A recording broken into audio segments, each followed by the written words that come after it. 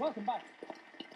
Now, an estimated 50,000 people in Ireland are diagnosed with autism, and for every one person diagnosed, a further 5 have their lives affected by the condition. My next guests are a family who've lived with autism for 20 years. We're going to begin by meeting Conor Deeny. Conor, welcome. Nice to meet you.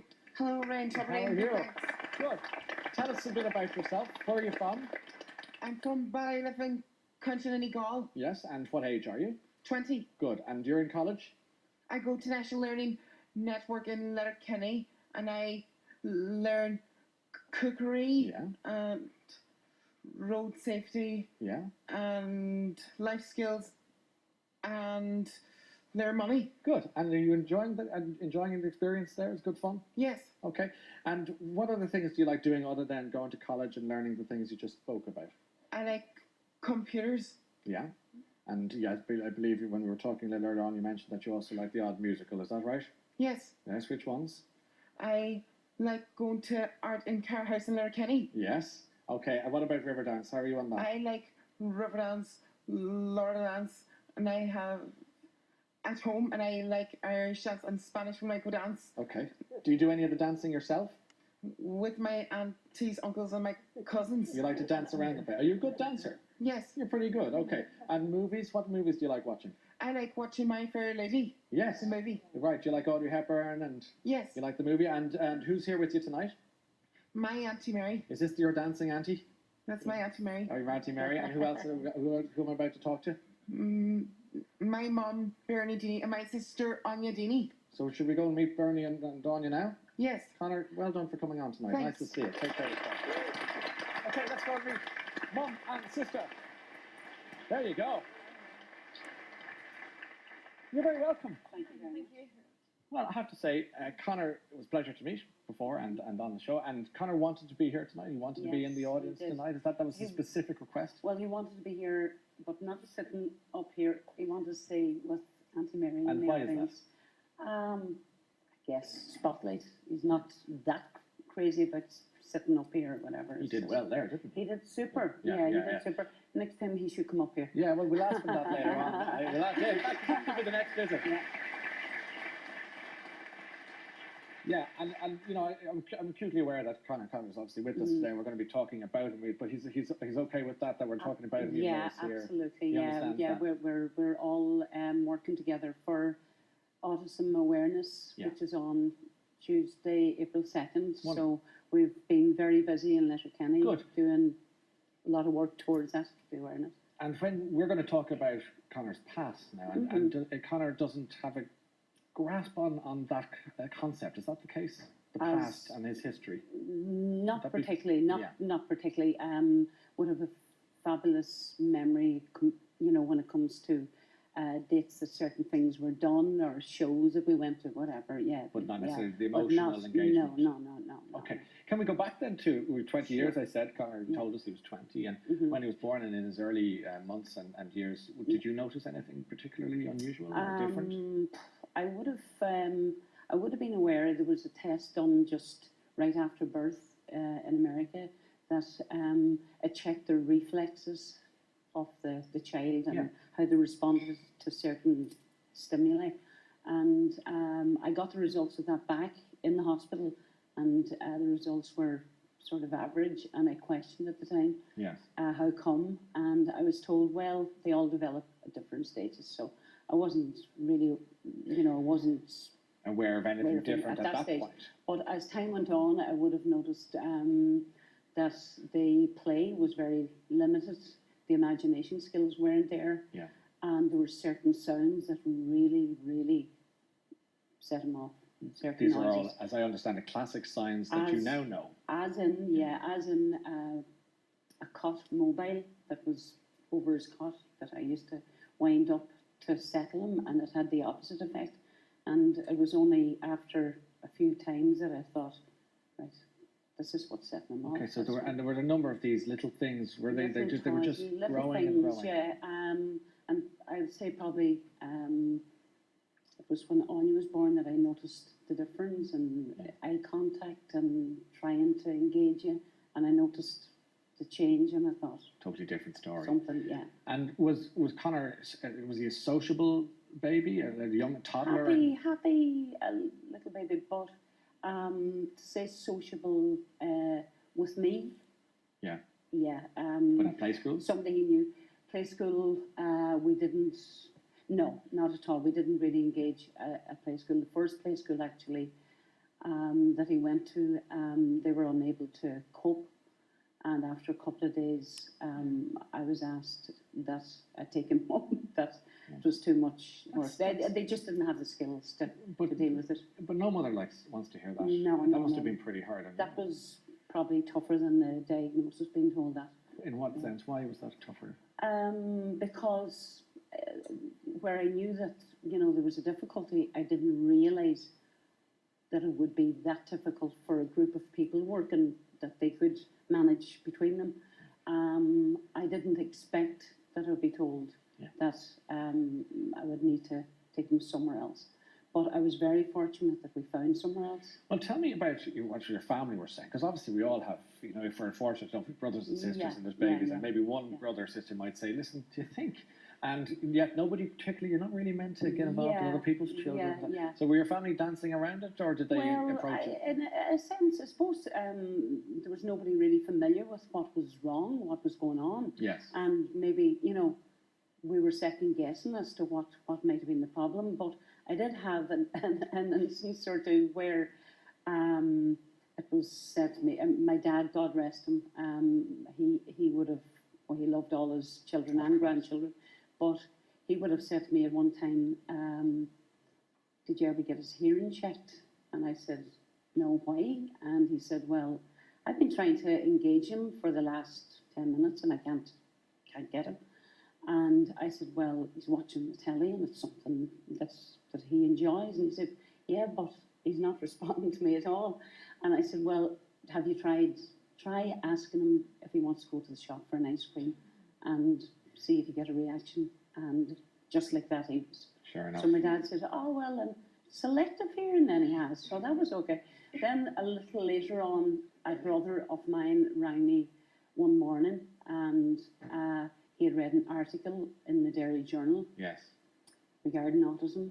And he said, pick up this paper, read this article. There's things in here that are very familiar and I think you need to read it. And how old then was Connor when he was diagnosed? After you read that, you obviously went well. Oh, yeah. I'd say probably actually around 6, because there was a lot of factors that weren't obvious. Okay. There were certain things that we were doing and things that we weren't doing, and it wasn't just the just straightforward case that they were looking for. And when you had a diagnosis, Bernie, was it a relief or was it painful? No, actually, I can still remember that day. It was a sad day, yeah, I can say that. But by the same token, it was a relief in that it was an answer, and I thought, okay, I have an answer here. I can work with this. I can possibly figure it out. Or within the family, of course, there's the little sister, Anya, and you were then, as a younger baby sister, how was Connor with you, and when did you begin to wonder what's happening here? Well, I think whenever I was really young, like 4 or 5, I didn't really pass any remarks on it because I kind of just thought he was doing the normal childish thing, he was just behaving badly, trying to annoy the parents. But then whenever I started hitting maybe about 8 or 9, I started to become maybe more self-conscious and I wanted my friends to come over to the house. Like, I was kind of noticing he's not like everyone else. He didn't want to join in games. And whenever we tried to talk to him, he just want to ignore us. And I used to say, do you want to come and play with us? And he'd just walk away. And then my friends then used to start asking me, why is he so different to everyone else? And what I thought was normal, I started to realise it wasn't. It wasn't the usual behaviour of everyone else. Yeah. Tell us about your communion day then. My communion day, well, it's meant to be like, you wake up and you're all excited and getting the hair and the makeup or dresses, or hopefully not makeup. I'm glad you said that. The dresses and stuff. Yeah. Whenever I was on the way to the chapel, all I could think was, I just hope to God he sits down and is quiet. I was just so nervous. The main thing was to get out of the chapel without him causing a riot in the chapel. Because I suppose that age is when you start getting self-conscious and your friends, and I hope then that there's no messing along, that kind of thing. So I suppose, in a way, was there an embarrassment then Yeah, for you. it was like a lot. Like even inviting friends and stuff over to the house, I was just so afraid that he might do something in front of my friends or say something or might do something silly, like, you know. And did you ask your folks about it? Did you say, well, what's happening here? Why is he not like the other big brothers? Or I kind of just sort of thought about it for myself. Not that I couldn't ask my parents, but I knew that they already had so much on their plate. I didn't really want to burden them anymore with asking questions, and sort of I just tried to figure it out for myself. I think my parents were already so tied down with work and trying to manage him. I never really got time to speak to either of them about it. Well, that is a point for so many families. I mentioned the number of families who are touched by autism in the country today, and that point of the other siblings, the brothers and sisters, and the parents are so focused on trying to make life as normal as possible for everyone, and of course they have to hone in on the one child as well. Is that something that you realised was happening? It was something that I do feel very strongly about, because we were just on the spectrum. Yeah. And we weren't that badly, we were affected by it, of course, but we weren't that badly affected. But I would be aware of a lot of families out there who are at the other end of the spectrum, and they're living hell. Yeah. And support in schools. What's the support like? How was Connor support in school? We were so fortunate. You were We were so fortunate in that when it came to national school time, I have a sister, Geraldine, who was a great help and support when he was young. And her friend, who was a teacher also, Helen, she taught in a school in Buncrana, School Isaacin in Buncrana, and she recommended the school to me. She taught in it and recommended it, and I knew that she wouldn't have just done that lightly. So I went up to the school and I asked if I could just meet with the principal, see how we got on, and I met her. And as soon as I met her, I knew that she was different to a lot of the others, in that she wanted to know, she wanted to engage, and we never looked back you hit from gold. there. Yeah, we had classroom assistants all through as well, which made all the difference. What about you then, Anya? Obviously, teenage years were probably pretty curious for you. Yeah. But as you're in college now, is that right? In Dublin. College, yeah. And what's your attitude to your brother nowadays, as a more mature young person? I still would be really protective over him now. Yeah. I still kind of watch him 24/7 whenever I'm with him. I try not to, but it's changed. Like now, I understand it better. I understand autism better, and I used to help out an awful lot with the Special Olympics, and I kind of seen different sides to autism and Down syndrome and stuff. And I kind of got more of an understanding for it. And those days of embarrassment are long gone. They're not completely gone. They're not gone. That's very honest. Still there. Yeah, when do they raise their head again? Yeah, every so often, especially like in social gatherings, like parties and stuff. I'd still be kind of embarrassed if you do something silly. Yeah. So somebody has to come in and say, does it put a strain then within the family on relationships? Yeah, it most definitely does, because you're so focused on trying to just get through the daily routine, and it puts a strain on relationships. There's a high rate of divorce within the whole autism spectrum. I'm one of those statistics, and I feel that perhaps if there was help for families from early on, as in just general counselling, people coming in, recognising the difficulties that you're going through. To give it a more, what's the word they use, holistic experience. So it's not just the child or the young adult or whatever it might be. If the whole family need to be talked about, with, and to. Yeah, and you know, as I said before, the other children that are adversely affected by it, they end up bringing themselves up, and a lot of circumstances, because although you know that you should be doing more for that kid, that other kid, your hands are tied. There's really not a lot you can do. It sounds like a lot of plate spinning. It's a lot of constantly on the go. Stress. Yeah, absolutely. And then on top of that, one or other parent might have to give up a career.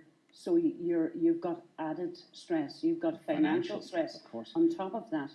And really, the autism is enough of a burden without the financial stress And as well. isn't there an autism bill under discussion at the moment? There is, yeah. And how do you feel that's going? Or are Well, I was delighted when Michael McCarthy did introduce it to the DAL, Yeah. because I had been waiting, I guess, for something to put the onus on the government to protect children and their families, or the older children and their families. Yeah. So I was absolutely delighted, and we went to the Dáil just for that day and listened to people speaking, and that in itself was lovely, because everybody that was there was affected in some way by either autism or disability.